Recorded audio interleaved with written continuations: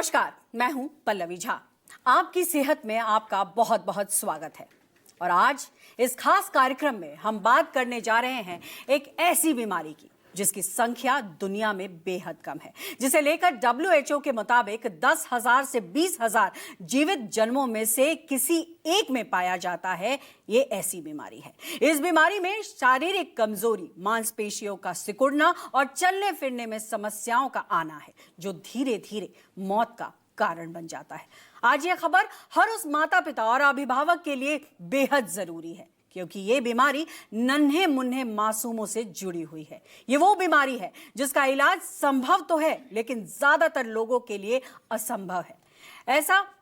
ऐसे में आज हम एक ऐसे बच्चे की खबर दिखाने जा रहे हैं जो इस बीमारी से जूझ रहा है। चलिए पहले उस माँ के दर्द को सुनते हैं जो अपने लाल की जिंदगी के लिए लोगों से गुहार लगा रही है। मेरे पास वर्ड्स नहीं है। ये मेरा फर्स्ट बेबी है। बहुत मन्नतों के साथ पैदा हुआ था। इसके लिए जब ये पैदा नहीं हो रहा था तो मैं जगह जगह डॉक्टर्स के पास गई थी। एक डॉक्टर ने मुझे ट्यूब टेस्ट बोला, जो नॉर्मली कोई डॉक्टर सजेस्ट करता नहीं है। मैंने बिना सोचे समझे ट्यूब टेस्ट भी कराया कि मेरा बेबी इस दुनिया में आ जाए। जब यहाँ हम लोग बहुत खुश थे। जैसे इस बीमारी का पता चला, मेरी पूरी लाइफ डिस्ट्रॉय हो गई। मैंने जगह जगह लोगों से हेल्प मांगी, किसी ने हेल्प नहीं करी, ना फ्रेंड्स ना relatives. Even I am working, मेरी कंपनी ने भी मेरी कोई हेल्प नहीं करी। उन्होंने बोल दिया we can pray for a miracle. मैं बस एक ही चीज़ बोलना चाहती हूँ, प्लीज़ आई बेग यू, मैं आप लोगों से हाथ जोड़ के रिक्वेस्ट करती हूँ, मेरे बच्चे की लाइफ सेव करने में मेरी हेल्प कर दीजिए। आप लोगों की विशेष से, आप लोगों के 100 रुपए से भी मेरे बच्चे की जान बच सकती है। मैं जिंदगी भर एहसान नहीं भूलूंगी कि दिल्ली की जनता ने मेरी मदद की थी, लोगों ने मेरी मदद की थी मेरे बच्चे की जान बचाने में। इस टाइम मेरे पास मेरे बच्चे के अलावा और कुछ भी नहीं है। तो आपने सुना रोती बिलखती मां के दर्द को, और इसी उम्मीद के साथ ये दर्द आपको भी महसूस हो ताकि इनकी मदद के लिए आप आगे आए। न्यूज़ 24 के मुहिम के साथ आप जुड़िए, क्योंकि आज वो मां हमारे साथ स्टूडियो में मौजूद है और साथ ही विशेषज्ञों का एक बड़ा पैनल भी मौजूद है जो स्पाइनल मस्कुलर एट्रोफी, जिसे शॉर्ट फॉर्म में SMA कहते हैं, से जुड़ी बीमारी के बारे में तफसील से बताएंगे। हमारे साथ जो विशेषज्ञ जुड़े हैं, आइए उनका हम तारुफ करा देते हैं। प्रोफेसर डॉक्टर शेफाली गुलाटी, जो कि दिल्ली एम्स में कार्यरत हैं और देश की जाने माने डॉक्टरों में से एक है। साथ ही हमारे साथ जुड़ रहे हैं डॉक्टर शंकर आचार्य, जो कि चेयरपर्सन है स्पाइनल सर्जरी के और गंगाराम हॉस्पिटल से इस वक्त कार्यरत है। साथ ही साथ डॉक्टर सुनीता बिजरानिया माहे, जो कि सर गंगाराम अस्पताल से ही हैं, और जो विभाग है उनका वो है इंस्टीट्यूट ऑफ मेडिकल जेनेटिक्स, यानी जेनेटिक्स को लेकर के उनकी जो विशेषज्ञता है उसमें वो जुड़ी हुई हैं और सर गंगाराम अस्पताल से जुड़ी है। और साथ ही वो माता पिता भी हमारे साथ जुड़ रहे हैं, जिसकी जो हालत है इस वक्त उसको शब्दों में बयां कर पाना बहुत मुश्किल है। लेकिन न्यूज़ 24 ये मुहिम इसीलिए लेकर आया है ताकि ज़्यादा से ज़्यादा लोगों तक इस बीमारी की जानकारी तो पहुंचे ही, लोग आगे बढ़कर इनकी मदद भी करें। तो सबसे पहले मैं रुख उस परिवार का करना चाहूँगी जिस पर यह पहाड़ टूटा है, और उनकी माँ श्वेता शर्मा का, जो इस वक्त स्टूडियो में हमारे साथ मौजूद है। श्वेता, बहुत बहुत स्वागत है आपका। ये ज़रूर है कि ये इस वक्त कष्ट की घड़ी है, और ऐसे में आपकी हमने बातें भी सुनी, आपके बारे में आपने जिस तरीके से बताया कि बच्चे की हालत इस वक्त क्या है इस वक्त हालत, एक बार फिर से हमारे दर्शकों को बताइए। कब ये डिटेक्ट हुआ कि बच्चे को SMA है, और तब से अब तक में क्या कुछ बीता है आप पर? हमारा बच्चा जब 1 साल का हुआ था तो हमें लगा कि नॉर्मली लड़के धीरे चलना शुरू करते हैं तो ये भी धीरे चलेगा। कुछ ठंड का भी टाइम था, हमने अवॉइड करा। जब हमने देखा कि 13 महीने हो गए हैं, ये खड़ा भी नहीं हो रहा है, हमने अलग अलग हॉस्पिटल्स में गए, हमने चेक कराया, किसी किसी डॉक्टर ने न्यूट्रिशन की कमी बताई, हमने सप्लीमेंट्स वगैरह भी दिए।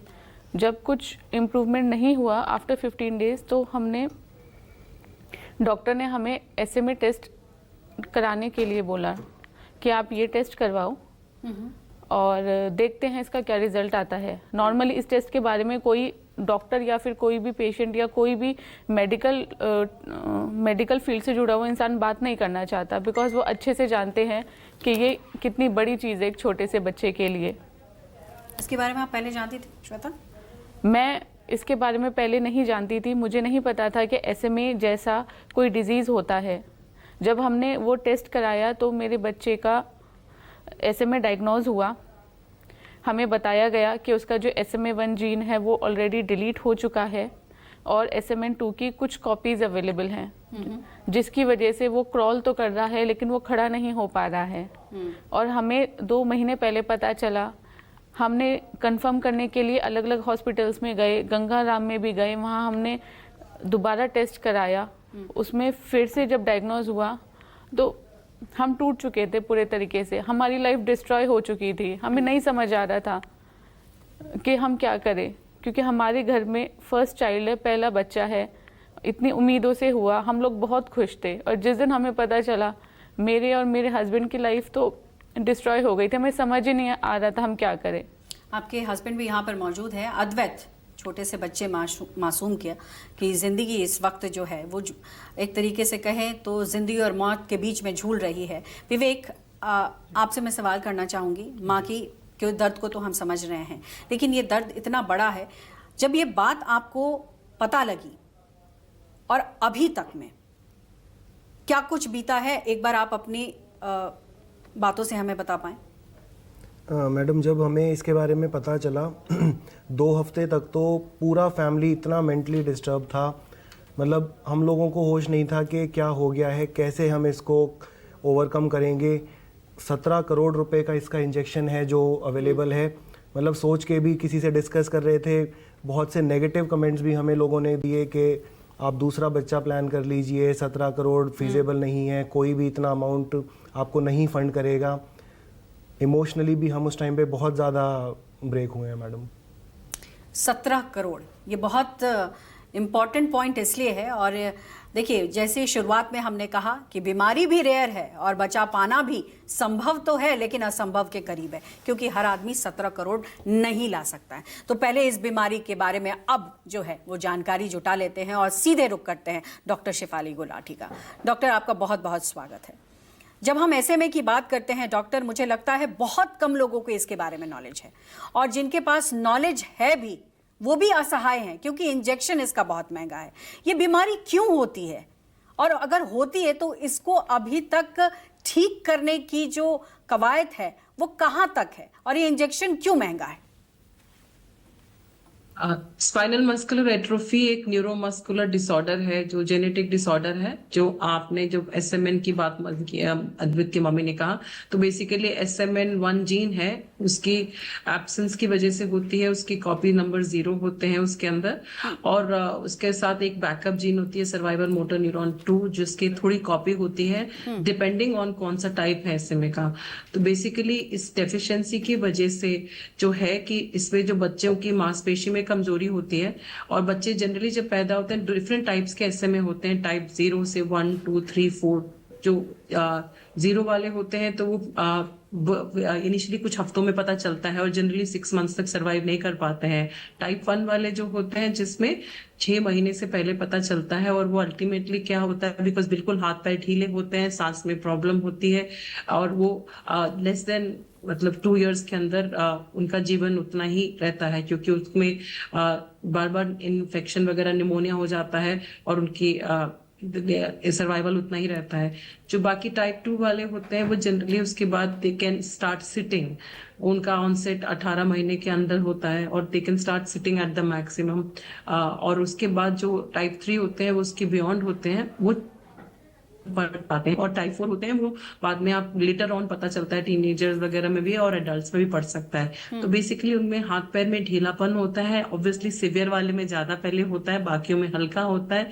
तो जब भी बच्चा अगर ढीला है, गर्दन पूरा संभाल नहीं रहा है, तो एकदम से बच्चों के डॉक्टर को दिखाना है, फिर ये टेस्ट कर सकते हैं। और बच्चे को जब एग्जामिन करते हैं तो उनके जो टंग्स में कुछ हल्की कंपकपी होती है, जो डॉक्टर पीडियाट्रिशियन देख भी सकता है, जिसे सस्पेक्ट करने के बाद वो उसका जो MLPA टेस्ट होता है जेनेटिक टेस्टिंग का, वो करा सकता है ताकि डायग्नोसिस जल्दी हो जाए। और SMN1 उसमें 0 होगा और SMN2 की कॉपीज डिपेंडिंग ऑन किस टाइप का SMA है उसके हिसाब से होगी। लेकिन जितनी डॉक्टर ज्यादा ये copy होता होगी, उतनी क्यों है? medicine- क्योंकि हाँ। बहुत सारे केसेस में चूंकि जीन से रिलेटेड है, इतना तो हम समझ सकते हैं, लेकिन ये होता क्यों है? क्योंकि किसी की फैमिली हिस्ट्री में अगर कुछ भी नहीं है और बच्चों में पाया जाए तो माँ बाप के जहन में यही सवाल होता है कि आखिर मेरे बच्चे के साथ ऐसा क्यों हुआ। ये बात श्वेता भी लगातार कह रही हैं। ये एक ऑटोसोमल रिसेसिव डिसऑर्डर है, और इसके अंदर जो हमारी पॉपुलेशन है उसमें जो कैरियर फ्रीक्वेंसी है वो काफी है। एक 1 in 30 से 1 in 40 कुछ स्टडीज में I think doctor IC Verma ने डॉक्टर सुनीता बिजानिया के जो गंगाराम से स्टडी में 1 in 38 था। दैट मीन्स हर 38, जबकि SMA 1 in 10,000 रफली है, लेकिन जो कैरियर फ्रीक्वेंसी है वो 1 in 30 to 1 in 40 के बीच में है। क्योंकि कैरियर फ्रीक्वेंसी ज्यादा है तो अगर बाई चांस दोनों पेरेंट्स के अंदर कैरियर आता है तो उसके अंदर रिस्क रहता है कि बच्चों में अगर जिनके अंदर दोनों डिफेक्ट आ गए दोनों साइड से तो उसमें वो हो जाए। तो इसीलिए कई देशों में अभी पॉपुलेशन बेस्ड कैरियर स्क्रीनिंग की बात हो रही है। हमारे में तो जितने अभी तो पॉपुलेशन बेस्ड नहीं हो रही, पर जो भी इस बारे में समझ रहे हैं और आ रहे हैं उनकी हम हॉस्पिटल्स में कर रहे हैं। महत्वपूर्ण जानकारी डॉक्टर शिफाली ने दी है कि देखिए कैरियर बेस्ड जानकारी अब जुटाई जाने लगी है, क्योंकि जिस तरीके से इसका इलाज है हर पेरेंट्स के लिए बहुत मुश्किल है वो जुटा पाना। और ऐसे में डॉक्टर सुनीता, मैं आपका रुख करना चाहूँगी, चूँकि अब जिस तरीके से डॉक्टर ने समझाया क्यों होता है और कैसे होता है और कौन से टाइप है, अब ये हमें समझाइए कि जब बच्चे में हो गया तो अब इसका बचाव का रास्ता क्या है? क्या मात्र वो 17 करोड़ का इंजेक्शन ही बचा सकता है या फिर कुछ और भी तकनीक पर काम हो रहा है? बहुत बहुत शुक्रिया। जो स्पाइनल मस्कुलर एट्रोफी है ये जीन के न रहने से हो रही है। अगर स्पेसिफिक ट्रीटमेंट की बात करें तो जिस तरह अद्वित की मम्मी का ये मुहिम चालू है कि जीन थेरेपी उसे मिल जाए। जीन थेरेपी क्या होता है? बेसिकली एक जीन ही है जिसको एक वेक्टर यानी एक वायरस में एज अ कैसेट बना के उसके अंदर डाल के और उसको शरीर में डाल दिया जाता है। और इस उम्मीद से कि यहाँ पे इसका काम है यानी कि एंटीरियर हॉर्न सेल जो नसों के अंदर वहां तक वो वायरस पहुंचा देगा और वो जीन वहां पे बैठ के अब अपना काम शुरू करेगा। अब जो नसें होती है, नर्व सेल्स, ये काफी लंबे समय तक रहती हैं। अनलाइक जैसे ब्लड सेल्स है जो हर 14 दिन अपना वाइट ब्लड सेल अपना चेंज कर लेते हैं, नर्व सेल्स मेंटेन रहती है। तो एक दफा जीन थेरेपी देने से ही वो जीन अपनी जगह पे पहुंच के और अपना काम शुरू कर सकती है। तो दिस इज जस्ट एक तरीका है स्पेसिफिक जीन को पहुंचाने का, बट ये इतना आसान नहीं है। और दूसरा कि सिर्फ एक इंजेक्शन से एकदम मैजिक नहीं होता कि अब बच्चा बिल्कुल उठ खड़ा होगा और चलेगा और भागेगा। क्योंकि जब ये बहुत जरूरी है पता लगाना कि किस बच्चे की लाइफ के किस स्टेज में उसको वो थेरेपी मिल रही है। न्यूबॉर्न स्क्रीनिंग इसलिए किया जाता है कि जब तक बच्चे को कोई खास लक्षण शुरू नहीं होते तभी उसको जीन थेरेपी दे दी जाए, उसका फायदा मैक्सिमम होता है क्योंकि डैमेज बहुत कम हुआ होता है। लेकिन अगर किसी बच्चे की उम्र बढ़ रही है और उसका जो तकलीफ है वो बढ़ रहा है और एंड स्टेज में जीन थेरेपी दोगे तो उसका कोई खास फायदा नहीं होने वाला। ये एक चीज है। प्लस जीन थेरेपी इंजेक्शन एक ही बार दिया जाता है, लेकिन थेरेपीज फिजियोथेरेपी, सवाल तो वही है ना डॉक्टर कि वो जो एक इंजेक्शन है वो इतना महंगा है कि शायद आम लोगों के पहुंच से बाहर है। और ऐसे में डॉक्टर आचार्य मैं आपका रुख करूंगी, ये जो एक इंजेक्शन है डॉक्टर, वो एक इतना बड़ा बोझ है, क्या इसके अलावा कोई उपाय नहीं है? और अगर यही उपाय है तो ये इतना महंगा क्यों है? वो तो डॉक्टर सुनीता बताएंगी क्यों महंगा है। हम लोग का रोल एज अ डॉक्टर, वो क्यों महंगा है वो बताएं। इंजेक्शन इसलिए महंगा चलिए, है क्योंकि डॉक्टर ये संगीता, आप रिसर्च बताएं। बहुत, हाँ, ये रिसर्च बहुत सालों से चल रही है, कम से कम 20 या साल से ये रिसर्च में आ चुका था और उसमें बहुत सारे पैसे लगे हैं। प्लस ये जो रेयर बीमारियों की थेरेपीज होती हैं, they come under an orphan drug act of the USA. इसका मतलब ये कि क्योंकि जो एंड यूजर्स हैं वो बहुत कम हैं, मतलब कुछ हजारों में ही होंगे, अनलाइक कि कोई बुखार की दवा बनाता है तो वो तो मिलियंस को मिलती है। तो जो एंड यूजर्स कम है, यानी कि दवा बहुत कम बेची जाएगी, तो उस वजह से इन कंपनीज को प्रोटेक्ट करने के लिए ये ऑर्फन ड्रग एक्ट होता है, जिसकी वजह से उनको कोई अपर लिमिट नहीं दिया जाता है। वो कहते हैं आपको जितना आपका खर्च हो चुका है, in order to get back ठीक, all doctor. This you can decide your rates. ठीक है डॉक्टर। प्रॉब्लम ये है कि हमारे बिल्कुल। देश में ही फर्क पड़ता है, बाकी कंट्रीज में इतना नहीं फर्क पड़ता क्योंकि कंट्री के गवर्नमेंट्स देते हैं। और यही बड़ी समस्या है और शायद यही वजह है कि ये जो पेरेंट्स हैं इसीलिए परेशान, हताश हैं। लेकिन हम कोशिश यही कर रहे हैं कि जानकारी के साथ साथ वो तमाम जो कवायद की जा सके इनके हेल्प के लिए वो हम कर सके। डॉक्टर आचार्य, आप स्पाइनल सर्जन हैं और ऐसे में क्या कोई और तरीका है SMA से लड़ने का? देखो मैडम नमस्कार, हमारे पास तो पेशेंट तभी आते हैं जब जेनेटिक डिपार्टमेंट से रेफर होते हैं। इनमें एक्चुअली दो प्रॉब्लम होता है। इनका ऑब्वियसली मसल वीकनेस होता है, तो इनका स्पाइन इरेक्ट नहीं होता, तो स्कोलियोसिस बोलते हैं। और स्कोलियोसिस के वजह से कवर टेढ़ा हो जाता है और इनके रेस्पिरेटरी मसल्स कमजोर होते हैं, तो उनको ब्रीदिंग डिफिकल्टी भी होता है। तो ऐसे भी ये वॉकर नहीं होते। सिटिंग बैलेंस के लिए हम लोग इनकी स्पाइन की सर्जरी करते हैं। स्पाइन की सर्जरी करने से इनका स्पाइन स्ट्रेट हो जाता है, रेस्पिरेटरी इंप्रूवमेंट हो जाता है एंड वो एक्सेसरी मसल यूज कर सकते हैं। बट ये परमानेंट तो नहीं है डॉक्टर? हाँ, ये परमानेंट है। जब तक दिस सर्जरी तो परमानेंट है, बिकॉज एक बार स्पाइन स्ट्रेट कर दिया और यूज कर दिया, it will remain like that, so they benefit from this surgery for a long time. लेकिन यहाँ मैं समझना चाहूंगी डॉक्टर कि मान लीजिए किसी बच्चे को वो इंजेक्शन नहीं मिला, 17 करोड़ के उस इंजेक्शन को नहीं ले पाया कोई परिवार, और जैसे आपने कहा कि सिम्टोमेटिकली जो प्रॉब्लम हुई उसकी सर्जरी आपने कर दी, तो क्या बच्चे की जिंदगी जो है या लाइफ स्पैन है वो बढ़ेगा? डेफिनेटली इम्प्रूव तो करेगा, बट आई थिंक पहले तो ये सब ट्रीटमेंट लेके हमारे पास जब रेफर होते हैं स्कोलियोसिस के साथ या डिफॉर्मिटी के साथ, तब हम इन्वॉल्व होते हैं। और स्कोलियोसिस ऐसे बहुत सारे सिंड्रोमिक बच्चों में होता है, बहुत तरह के सेरिब्रल पॉल्सी हुआ, सिंड्रोम्स हुए, तो जिसको न्यूरोमस्कुलर स्कोलियोसिस कहते हैं, जिसे नर्व और मसल काम नहीं करता, तो इसमें हम डेफिनेटली बच्चों को ऑपरेट करते हैं and they have long life, ऐसी की बात नहीं है। As long as their disease एक महत्वपूर्ण जानकारी इस बीच डॉक्टर शिफाली कुछ कहना चाहती है। जी डॉक्टर, क्या कहना चाह रही हैं आप? पल्लवी, हम देखना चाहिए, हमें समझना चाहिए सबको, दो प्रकार के मैनेजमेंट हैं SMA।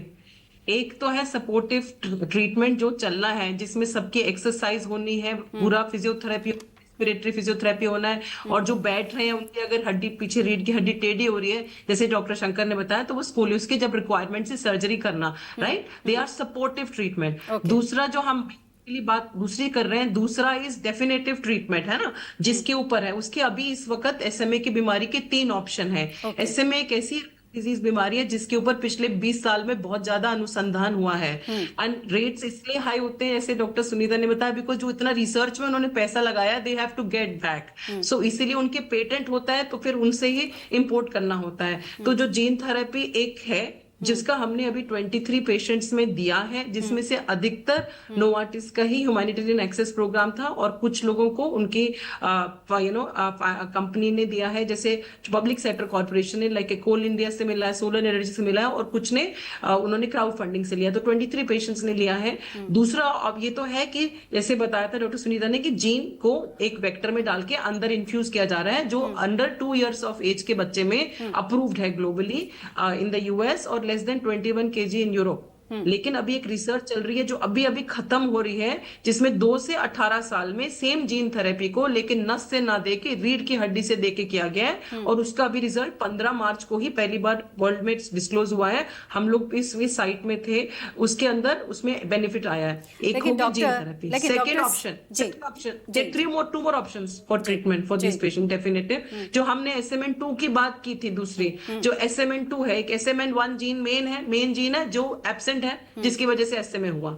SMN2 एक बैकअप जीन है जिसमें से एक थोड़ा सा ही डिफरेंस है, एक ही बेस पेयर C2T का कोई एक बेस पेयर का चेंज है जिसके वजह से एक मेन एक्सॉन होता है 7, वो जब उसका प्रोटीन बन रहा होता है SMN2 में वो एक्सटेरिलाइज हो जाता है। जो दूसरी 2 नई दवाइयां हैं वो SMN2 को के ऊपर ऐड कर रही हैं, वो कोशिश कर रही हैं कि ऐसा चेंज करें SMN2 में कि जो एक्सॉन 7 बाहर निकल रहा है उसको इंक्लूड किया जाए। तो उसकी 2 दवाइयां, एक रिस्डिप्लैम है जो मुंह से दी जाती है जो कि DCGI अप्रूव भी है, जो 8 अगस्त 2020 में FDA अप्रूव हुई थी फॉर 2 मंथ्स एंड अबव, और अब वो अंडर 2 मंथ्स भी अप्रूव हो गई है और वो DCGI भी अप्रूव्ड है। वो ओरली दवाई देनी है लाइफ लॉन्ग। लेकिन डॉक्टर दवाई है बिल्कुल आपने कहा, डॉक्टर शिफाली आपने जिस तरीके से कहा और बाकी हमारे पैनलिस्ट ने भी जो कहा, ये बात सही है कि अनुसंधान हो रहा है, रिसर्च हो रहा है, लेकिन आज भी श्वेता शर्मा या विवेक शर्मा ये गुहार लगा रहे हैं, अगर मदद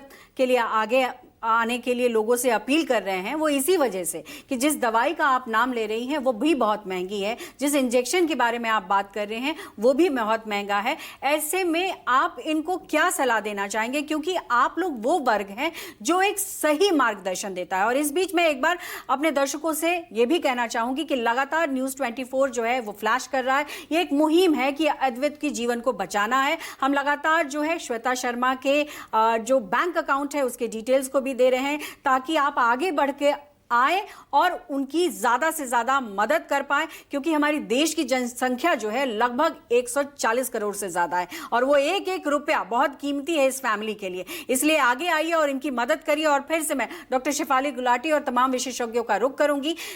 डॉक्टर, कैसे ये आगे बढ़ें, किस तरीके से अपने बच्चे को बचाएं? गवर्नमेंट की जो रेयर डिजीज पॉलिसी है उसके अंदर 3 कैटेगरी आती है, ये 3rd कैटेगरी में आती है जिसमें बहुत एक्सपेंसिव दवाई मिलनी होती है। तो इसके अंदर जो गवर्नमेंट ने ओवरऑल बिकॉज सारे सिटीजन ऑफ इंडिया के लिए बनाया, तो उसमें उन्होंने 50 लाख की सीलिंग दी हुई है पर patient as of now, right. तो उसी दैट और ये वाली तो ऑब्वियसली उससे ज्यादा है। इनका कॉस्ट आपने बताया 16.8 करोड़ है, पर उन्होंने अब थोड़ा कम कर दिया है। दूसरा जो रिस्डिप्लैम है उसका 20 किलो के बच्चे का जो कॉस्ट आता है, जो कंपनी उनको कुछ देती है, एक खरीदो इतनी फ्री बॉटल्स, तो उसके अंदर 72.8 लाख पर ईयर आता है। तो बेसिकली अभी तो यही होता है, जो हमारे पास पेशेंट आ रहे थे पहले, जो ह्यूमैनिटेरियन एक्सेस प्रोग्राम का स्कीम चल रहा था जो खत्म हो गया है 31 जुलाई लास्ट ईयर को, उसमें डाल रहे थे बच्चों के लिए। और बीच में अब ये रिस्डिप्लैम के लिए हम लोग इनको रेयर डिजीज के थ्रू अप्लाई कर रहे हैं। At least some medicine started and then उसके आगे वो देखा जाएगा कि कैसे आगे होगा। मीनवाइल कि इवन कुछ एनजीओज ने लाइक ORDI ने क्राउड फंडिंग प्लेटफॉर्म्स दिया है। इवन सरकार के जो उन्होंने क्राउड फंडिंग का प्लेटफॉर्म है जिसमें उसको एक्टिवेट करा जा रहा है कि लोग फंड करें, डिफरेंट कंपनीज फंड करें, ताकि उस crowd funding platform of the government of India से भी इनको डाइवर्ट हो, because the amount is too much overall. And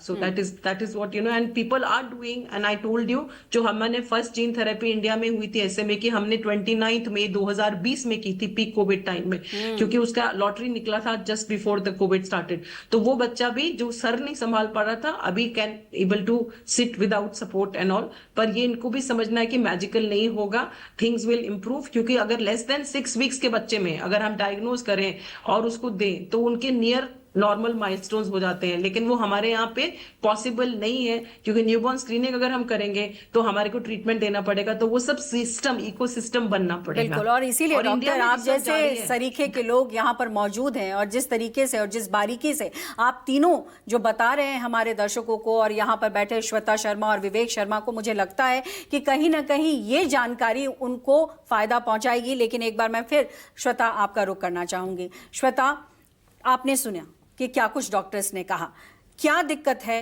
क्या परेशानी है, और आज हमारे दर्शकों के साथ साथ किन लोगों से आप अपील करना चाहेंगी? देखिए पल्लवी जी, दिक्कत तो है हमारे बच्चे में। वो पहले क्रॉल कर रहा था, क्रॉल करते करते उसका जो स्पीड है वो धीरे हो गया है आज के टाइम पे। हमने जैसे तैसे रिस्डिप्लैम उसका स्टार्ट किया है, बट मैम मैं शिफाली मैम से भी बोलना चाहूँगी कि स्टडी में ये भी आया है कि जो रिस्डिप्लैम है वो एकदम से असर नहीं करता है। वो कम से कम आप 1.5-2 महीने अगर आप उसको लगातार देते हो with the help of the physiotherapy on regular basis on a daily 5 times, तब जाके उसमें थोड़ा थोड़ा असर दिखता है। बट इसके साथ साथ उन 2 महीनों में रिग्रेशन बच्चे का चल रहा है। मेरा बच्चा पहले नी स्टैंड करता था दोनों हाथों को ऊपर करके, आज के टाइम पे वो डरता है, वो रोता है, वो नी स्टैंड नहीं कर पा रहा। वो क्रॉल जितनी तेज़ी से करता है वो उतना और धीरे धीरे हो रहा है।